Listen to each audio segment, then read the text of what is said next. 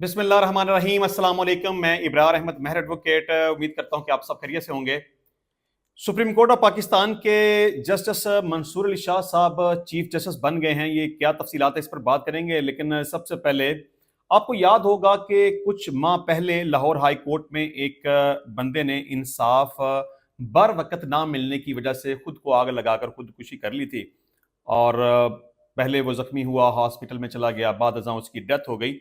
तो इस हवाले से खबर यह है कि मरने के बाद लाहौर हाई कोर्ट से इंसाफ मिल गया। लाहौर हाई कोर्ट का नेस्ले कंपनी को मुतवफ़ी के वरसा को 75 लाख का चेक देने का हुक्म। मुतवफ़ी आसफ ने इंसाफ ना मिलने पर रवां बरस खुद को लाहौर हाई कोर्ट के सामने आग लगा ली थी। ये तमाम तर जो वाक़या है इसको बड़ी मैंने तफसील के साथ पहले बयान किया हुआ है और मैंने इसमें ये डिस्कस किया था कि ये बंदा पाकिस्तान के बुरे तरीन जुडिशल सिस्टम के सिरे चढ़ के मर गया है। क्योंकि जब कोई बंदा अदालतों के बार बार चक्कर लगाए और उसे इंसाफ मिलना तो चले खैर बड़ी दूर की बात है, यहाँ इंसाफ नाम की तो मैं नहीं समझता कि कोई चीज़ है, लेकिन फैसला ही नहीं किया जाता। हमारे जजेस फैसला करना मुनासिब ही नहीं समझते। अगर मैं अपने एक्सपीरियंस की बात करूं तो लाहौर हाई कोर्ट में तो खैर इस हद तक बुरा निज़ाम हो चुका है कि वहां पर बैठे हुए जजेस उनका काम करने को दिल ही नहीं चाहता। सारा सारा दिन वो केस सुनते हैं और मां सवाए तरीके देने के वो कोई काम नहीं करते। मेरा ख्याल है कि शायद एक या दो केसेस के फैसले सुनाते हैं और वो भी मुझे उनके ऊपर इतराज होता है कि आप एक केस को बहुत ज्यादा टाइम देते हैं। मतलब जो केस 2 3 4 मिनट के अंदर हल हो जाना चाहिए आप उसे एक एक घंटा देते हैं। मतलब अगर आप कोई एक या दो या मैक्सिमम 3 केसेस का फैसला करते भी हैं तो उसमें आप बहुत ज्यादा टाइम जाया करते हैं। क्योंकि आप अगर कोर्ट के अंदर बैठकर ही फैसले लिखवाने शुरू कर देंगे और घंटा घंटा आप आर्डर लिखवाते रहेंगे तो इससे क्या आप समझते हैं कि कोर्ट का टाइम जाया नहीं होता? जो इतने दूर दराज से लोग सफर करके वहां पे आए होते हैं उनका टाइम जाया नहीं होता? तो पाकिस्तान का अदालती निजाम ऐसा ही है कि बेशुमार वहां साल गुजर जाते हैं इंसाफ के हसूल के लिए, तो केस की बारी नहीं आती, केस लेफ्ट ओवर होते रहते हैं। जो कास्ट लिस्ट लगी होती है उसमें मेरा ख्याल है कि आधे केसेस पे भी आवाज नहीं पड़ती, बल्कि आधे केसेस तो वैसे ही लेफ्ट ओवर कर दिए जाते हैं कि चलें जी दोबारा आप आइएगा, और दोबारा कब आइएगा इसका कुछ पता नहीं चलता। मैं अपना हालिया एक्सपीरियंस पहले भी एक दो वीडियो में बयान कर चुका हूं कि एक बिल्कुल छोटे से मामूली तरीन केस में मतलब वो बात करते हुए बड़ी शर्म सी महसूस होती है कि वो उसका ट्रायल मैंने नहीं किया था। गुजरात से मेरे पास केस आया कि जी इस बंदे को सजा हो गई है 5 साल 560 ग्राम चरस में, तो उसकी अपील ऑलरेडी हाई कोर्ट में पेंडिंग पड़ी हुई थी। मैंने सस्पेंशन ऑफ सेंटेंस की एप्लीकेशन दी, केस फिक्स हुआ, फिर कैंसिल लिस्ट हो गई, फिर केस फिक्स हुआ, फिर कैंसिल हो गई। मतलब कि अब तक 5 दफा ऐसा हो चुका है कि डेट आती है या वो लेफ्ट ओवर हो जाता है, सुना ही नहीं जाता, या उसकी लिस्ट कैंसिल हो जाती है। तो पाकिस्तान का अदालती निजाम ऐसा ही है, बस तारीख पे तारीख, तारीख पे तारीख। यहां इंसाफ नाम की कोई बात नहीं है। यहां या तो लोगों के केसेस सुने नहीं जाते, वो मर जाते हैं, या फिर उनके केसेस उस वक्त सुने जाते हैं जब शायद उन्हें उस फैसले की जरूरत ही नहीं रहती। तो ये बंदा भी जो लाहौर हाई कोर्ट में इसने खुद को आग लगा के अपनी जान दे दी, तो अगर इसको बर वक्त इंसाफ मिला हुआ होता, बर वक्त फैसला हुआ हुआ होता, ये जो अभी आपने फैसला किया है, नेस्ले कंपनी को आपने हुक्म दिया है कि जी इन्हें 75 लाख दे दें, ये काम अगर आपने पहले किया होता तो कम से कम वो बंदा आपके सिरे चढ़ के ना मरता। तो पाकिस्तान का निज़ाम तो ऐसा ही है। बल्कि मुझे इसके साथ साथ एक और मिसाल भी याद आ गई कि एक नारकोटिक्स के केस में बंदे की मतलब जो मुलजम है ना उसकी जिस्मानी हालत ठीक नहीं थी, वो मल्टीपल डिजीजेस उसको लगी हुई थी और वो बंदा बिल्कुल करीबुल मर्ग था। और उसका जब मैंने ट्रायल किया तो उस केस में इतने बड़े बड़े ब्लंडर्स मौजूद थे कि मैं समझता था कि ये बंदा 100% बरी हो जाएगा। लेकिन मैंने बेल उसकी फाइल की और मेडिकल ग्राउंड के ऊपर मैंने पूरी कोशिश की, बल्कि यहां तक मैंने कोर्ट को रिक्वेस्ट की कि जनाब ये उसकी मां खड़ी है, ये उसके बच्चे खड़े हैं, ये उसकी बीवी खड़ी है, तो इस बंदे की जो फिजिकल हालत है इसके जिंदा बचने का बाजार अमकान मुझे नजर नहीं आता, तो लिहाजा आप इसे जमानत पे रिहा कर दें। तो जज साहब ने मेडिकल रिपोर्ट मंगवाने के बावजूद, उसको पर्सनली एग्जामिन करने के बावजूद और सब कुछ पता होने के बावजूद कि ये बंदा सर्वाइव करता हुआ नजर नहीं आ रहा, ना सिर्फ उसकी जमानत खारिज कर दी बल्कि उसे सजा भी सुना दी। मैंने अपने एसोसिएट्स को भेजा कि आप जाएं लाहौर हाई कोर्ट में इसकी अपील फाइल करें। तो मीन वाइल मुझे पता चला कि उस बंदे की जेल के अंदर डेथ हो गई है। میں تو کورٹ کو پہلے کہہ رہا تھا کہ یہ بندہ زیادہ دیر تک سروائیو نہیں کر سکے گا، اسے تو بے شمار قسم کی بیماریاں لگی ہوئی ہیں۔ تو میں نے اپنے ایسوسیٹس کو کال کر کے کہا کہ جناب آپ اس طرح کریں کہ آپ واپس آ جائیں، اس بندے کی رہائی ہو گئی ہے۔ تو یہ تو ہمارا عدلیہ کا نظام ہے۔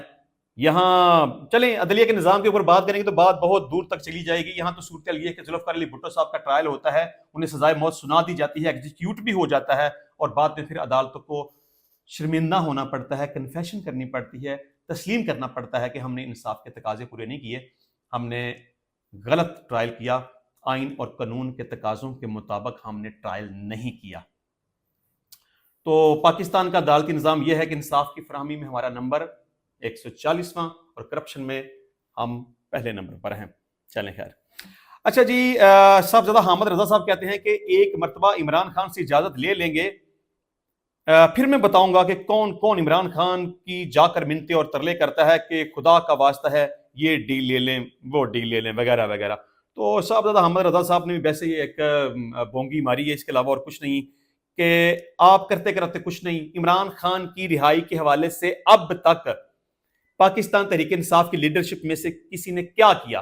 بڑی بڑی باتیں کر لیں، بڑی بڑی بڑکے مار لیں، للکارے مار لیے، یہ کر دیں گے، وہ کر دیں گے، اڈیالہ جیل سے نکال لائیں گے، تحریک شروع کر دیں گے، بھوک ہڑتالی کیمپ لگا دیں گے، اڈیالہ جیل کے باہر ہم بیٹھ جائیں گے، ہم احتجاج کریں گے۔ نہ کسی نے بھوک ہڑتالی کیمپ لگایا، وہ ڈائیلاگ مارا جی عید کے 3 دن ہم وہاں بیٹھ کے احتجاج کریں گے، نہ کسی نے احتجاج کیا۔ لانگ مارچ کریں گے، نہ کسی نے لانگ مارچ کیا۔ اڈیالہ جیل سے نکال لیں گے، نہ کسی نے اڈیالہ جیل سے نکالا۔ جب تک عمران خان صاحب کی رہائی نہیں ہوگی اس وقت تک گھروں کو واپس نہیں جائیں گے۔ سروں پہ کفن باندھ کے نکلے ہیں، کون کفن باندھ کے نکلا تھا؟ وہ وہاں جب آپریشن ہوا تو سب کے سب بھاگ گئے۔ تو یہ پاکستان تحریک انصاف کے لوگوں کی عادت ہے کہ ایسے ہی بونگیاں شونگیاں مارتے رہتے ہیں کہ ہم یہ کر دیں گے، وہ کر دیں گے، کرنا کرانا انہوں نے کک کنڈا نہیں ہوتا۔ اچھا، منصور علی شاہ صاحب چیف جسٹس بن گئے ہیں جی، لیکن پرماننٹ نہیں بنے، ایکٹنگ چیف جسٹس بنے ہیں، اور صرف اس وجہ سے کیونکہ جسٹس یحییٰ آفریدی صاحب اس وقت پاکستان میں موجود نہیں ہیں، تو ان کی غیر موجودگی کی وجہ سے ان کو چیف جسٹس بنا دیا گیا، اور انہوں نے اپنے عہدے کا حلف بھی لے لیا۔ اس حوالے سے خبر یہ ہے کہ سپریم کورٹ کے سینئر جج جسٹس منیب اختر نے جسٹس منصور علی شاہ سے حلف لیا۔ حلف برداری کی تقریب میں سپریم کورٹ کے ججز، اٹارنی جنرل، لاء افسران اور وکلاء شریک ہوئے۔ چیف جسٹس یحییٰ آفریدی دورہ چین پر موجود ہیں۔ جسٹس یحییٰ آفریدی شنگھائی تعاون تنظیم عدالتی کانفرنس میں وفد کی قیادت کر رہے ہیں۔ سپریم کورٹ کے اعلامیے کے مطابق SCO عدالتی کانفرنس کل سے 26 اپریل تک چین کے شہر میں منعقد ہوگی۔ وفد میں جسٹس امین الدین، جسٹس شاہد وحید، ضلع عدلیہ کے 2 ججز بھی شامل ہیں، ڈسٹرکٹ اینڈ سیشن جج، اور اس میں ایک سینئر سول جج صاحبہ بھی موجود ہیں۔ چیف جسٹس آف پاکستان چین کے ساتھ تاریخی مفاہمتی یادداشت پر دستخط کریں گے۔ چیف جسٹس یحییٰ آفریدی کی ایران اور ترکیہ کے ججز کے ساتھ 2 طرفہ ملاقاتیں بھی شیڈول ہیں۔ چیف جسٹس آف پاکستان ایک خصوصی دعوت پر ترکیہ کا بھی دورہ کریں گے۔ تو یہ جناب صورتحال ہے کہ جسٹس منصور علی شاہ صاحب آلدو کے سپریم کورٹ آف پاکستان کے سینئر ترین ججز میں سے ایک ہیں۔ اگر 26ویں آئینی ترمیم کے ذریعے جسٹس یحییٰ آفریدی صاحب کو چیف جسٹس آف پاکستان نہ بنایا جاتا تو آج یہ ایکٹنگ نہ ہوتے، مطلب کہ قائم مقام چیف جسٹس نہ ہوتے، اور یہ باقاعدہ طور پر چیف جسٹس ہوتے۔ اچھا جی، وفاقی وزیر قانون اعظم نذیر تارڑ نے کہا ہے کہ جب آپ فوجی تنصیبات پر حملے کریں گے تو پھول نہیں پہنائے جائیں گے، جب سرکاری املاک جلائیں گے، پولیس کی گاڑیاں جلائیں گے تو آپ کو پھول نہیں پہنائے جائیں گے۔ بالکل صحیح بات ہے کہ جو غلط کرے گا اسے سزا ملنی چاہیے، جو جرم کرے گا اسے پروسیکیوٹ ہونا چاہیے، اسے جیلوں کے اندر بند ہونا چاہیے۔ لیکن یہاں پر ایک سوال یہ بھی پیدا ہوتا ہے کہ جنہوں نے 8 فروری کے الیکشن میں دھاندلی کی ان کا کیا کرنا ہے؟ جنہوں نے جعلی حکومت بنائی ان کا کیا کرنا ہے؟ جنہوں نے عمران خان کے خلاف تقریباً 300 سے زائد جھوٹے مقدمات بنائے ان کا کیا کرنا ہے؟ جنہوں نے چادر اور چار دیواری کا تقدس پامال کیا ان کا کیا کرنا ہے؟ جنہوں نے عدلیہ کو یرغمال بنا کر پاکستان تحریک انصاف کا انتخابی نشان چھین لیا ان کا کیا کرنا ہے؟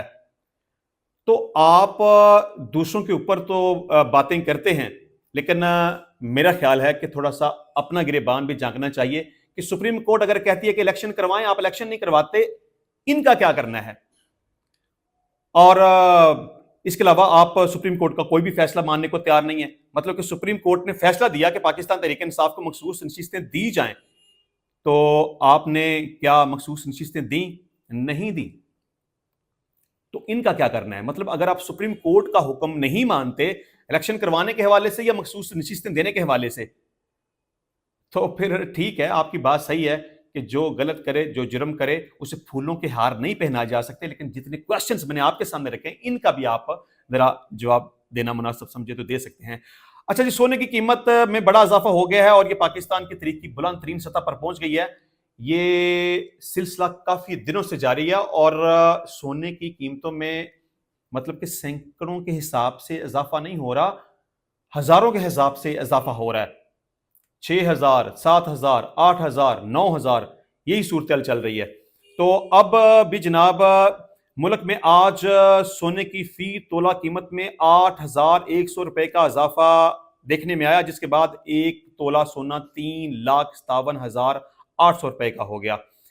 اب ایسوسی ایشن کے مطابق 10 گرام سونے کی قیمت 6,944 روپے اضافے کے بعد 3,06,755 روپے ہو گئی ہے۔ تو اب آپ اندازہ کر لیں کہ سونے کی قیمت میں جس حد تک اضافہ ہو چکا ہے نا، عام بندہ تو خیر سوچ بھی نہیں سکتا۔